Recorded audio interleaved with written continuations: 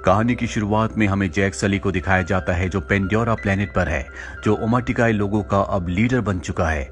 यहाँ पर उसका पूरा परिवार है।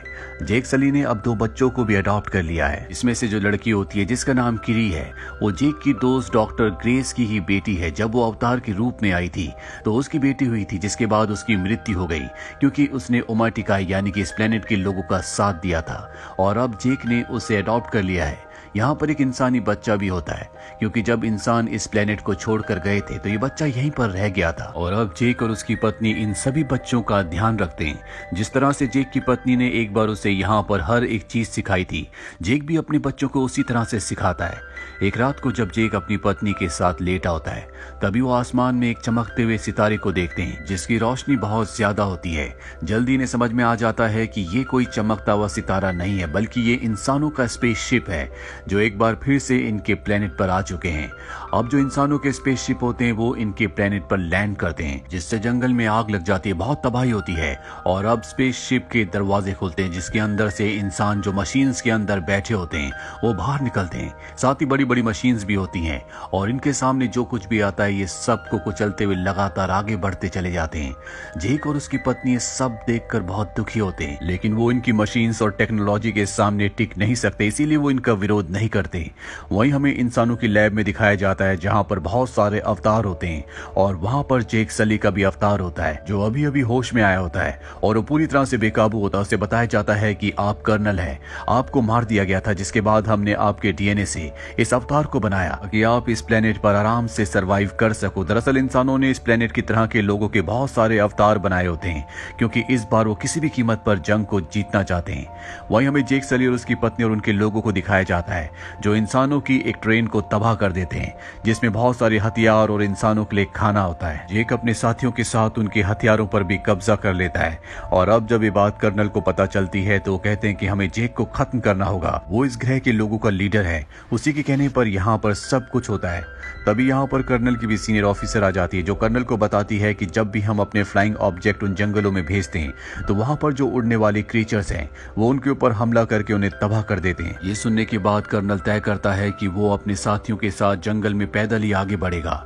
और जब वो अपने साथियों के साथ जंगल में पैदल आगे बढ़ रहा होता है तो वहां पर जैक के बच्चे होते हैं जो उन सबको देख लेते हैं। वो अपने पिता को इन्फॉर्म करते हैं पर अब इंसान उनके सामने है, पर इससे पहले कि वो उन्हें हार्म कर दे यहाँ पर जैक सली की पत्नी आ जाती है जो उनके ऊपर हमला करती है। हालांकि वो अपने बच्चों को बचा लेती है, लेकिन कर्नल और उसके साथी उसके उस बच्चे को अपने साथ उठाकर ले जाते हैं जो इंसानी बच्चा है जो इसी प्लेनेट पर रह गया था, जिसे जैक ने और उसकी पत्नी ने बाद में अडॉप्ट किया था। जैक और उसकी पत्नी अपने बेटे के लिए बहुत ज्यादा परेशान है, लेकिन जैक अपनी पत्नी से कहता है कि हमें इस कबीले को छोड़कर जल्द से जल्द यहाँ से जाना होगा। जो वो अवतार था वो कर्नल का था जिसके इंसानी रूप को मैंने मारा था, और अगर हम यहाँ से नहीं गए तो मेरी वजह से वो हमारे साथ साथ हमारे पूरे कबीले को भी खत्म कर देगा, इसीलिए हमें यहाँ से छोड़कर जाना होगा। जैक की पत्नी को भी जैक की बात समझ में आ जाती है, इसीलिए जैक अपने पूरे परिवार को उड़ने वाले क्रांस पर लेकर यहाँ से निकल जाता है। वहीं हमें जैक के उस बेटे को दिखाया जाता है जिसे कर्नल अपने साथ पकड़ कर ले गया था, जिसका नाम स्पाइडर है। उसे इंसान टॉर्चर कर रहे होते हैं क्योंकि वो जैक के कबीले का एग्जैक्ट पता जानना चाहते हैं, पर वो उन्हें कुछ भी नहीं बताता। तभी वहां पर कर्नल आ जाता है और वो कहता है कि ये इंसान है, इसे हमें टॉर्चर नहीं करना चाहिए। जिसके बाद वो स्पाइडर को बताता है कि मैं तुम्हारा असल पिता हूँ। पिछली बार जब मैं इस ग्रह पर आया था तो मैं तुम्हें यहाँ पर छोड़कर चला गया था, जो मेरी गलती थी, पर अब मैं ऐसा नहीं करूंगा, मैं तुम्हें अपने साथ वापस ले जाऊंगा। ये सुनने के बाद स्पाइडर कर्नल की बात मान जाता है। वहीं जैक सली को दिखाया जाता है जो अपने पूरे परिवार के साथ पानी में रहने वाले इस ग्रह के लोगों के पास पहुंचते हैं जो इनसे थोड़ा सा अलग होते हैं। वहां का जो लीडर आता है वो जैक से कहता है कि तुम यहाँ पर नहीं रह सकते क्योंकि तुम्हारा रहन सहन और हमारा रहन सहन पूरी तरह से अलग है। हम पानी में रहते हैं और तुम जंगल में। जैक लीडर को समझाता है कि इस वक्त मुझे तुम्हारी मदद की जरूरत है, मेरे परिवार की जान खतरे में है, हमें यहाँ पर कुछ वक्त रहने की इजाजत दे दी जाए। जिसके बाद जैक और उसके परिवार को यहाँ पर रहने की इजाजत मिल जाती है, लेकिन इन्हें पानी में रहना नहीं आता और ना ही यहाँ के रहने वाले लोग इन्हें पसंद करते हैं।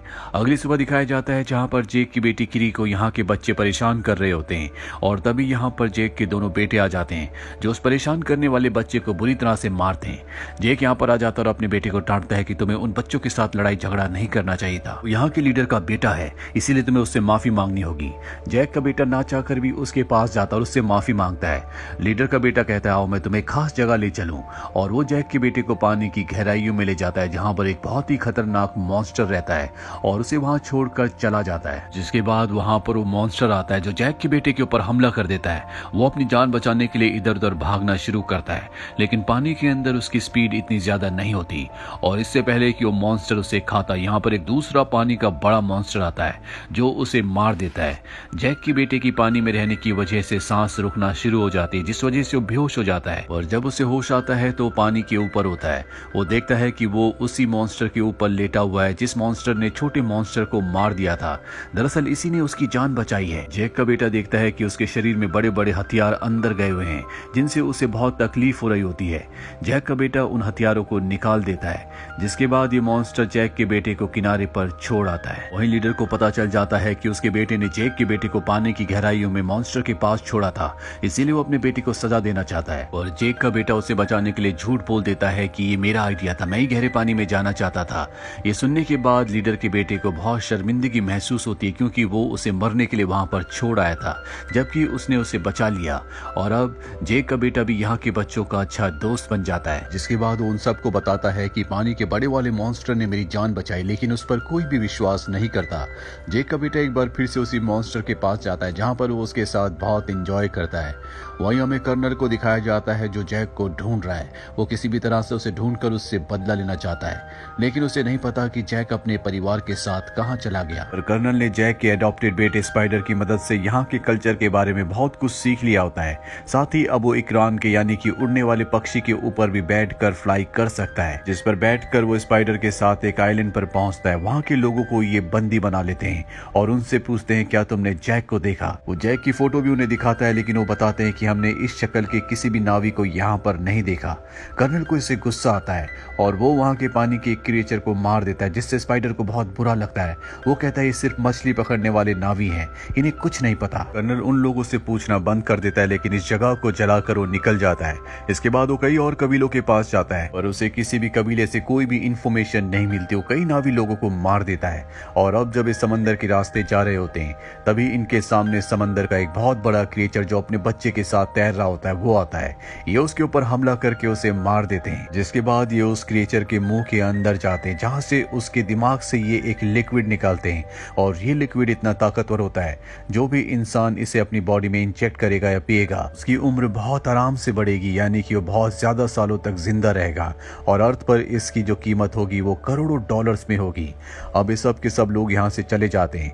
अगले दिन वो कबीला जिसने जैक और उसके परिवार को उनके यहाँ पर शेल्टर यानी कि आसरा दिया है वो इस मरे हुए क्रिएचर को देख लेते हैं और समझ जाते हैं कि ये सब कुछ जैक की वजह से हुआ है। वो जैक से कहते हैं कि तुम्हारी वजह से इंसान यहाँ तक पहुंच गए जो अब हमारी क्रिएचर्स को मार रहे हैं, जो हमारी दुनिया का हिस्सा है, लेकिन अब इंसानों को इसकी कीमत चुकानी होगी, इसीलिए हम उनके ऊपर हमला करेंगे। वहीं जैक के बेटे को दिखाया जाता है जो समंदर में एक बार फिर से अपने क्रिएचर से मिलने के लिए जाता है जिसने उसकी जान बचाई थी। वो देखता है कि वो पूरी तरह से निढाल पड़ा होता है क्योंकि उसकी बॉडी में इंसानों ने एक बहुत बड़ा डिवाइस इंजेक्ट कर दिया है जिस वजह से वो हिल भी नहीं पा रहा होता और अगर उसे यहाँ से मूव करना है तो उस डिवाइस को निकालना होगा।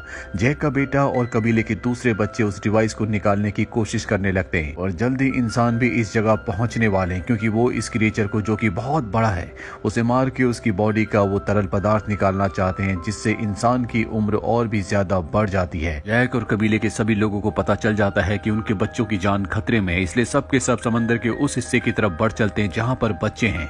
अब कर्नल इन सब बच्चों को देख लेता है और इससे पहले कि वो अपने लोगों के साथ उस जगह तक पहुंचता बच्चे क्रिएचर की बॉडी से उस डिवाइस को निकाल लेते हैं और उसे समंदर की गहराई में ले जाते हैं ताकि उस क्रिएचर को छुपा सके। कर्नल के लोग बच्चों के ऊपर लगातार हमला कर रहे होते हैं और इसी हमले में कबीले का जो सरदार होता है उसकी बेटी की जान जाने वाली होती है, लेकिन जैक का बेटा उसे बचा लेता है।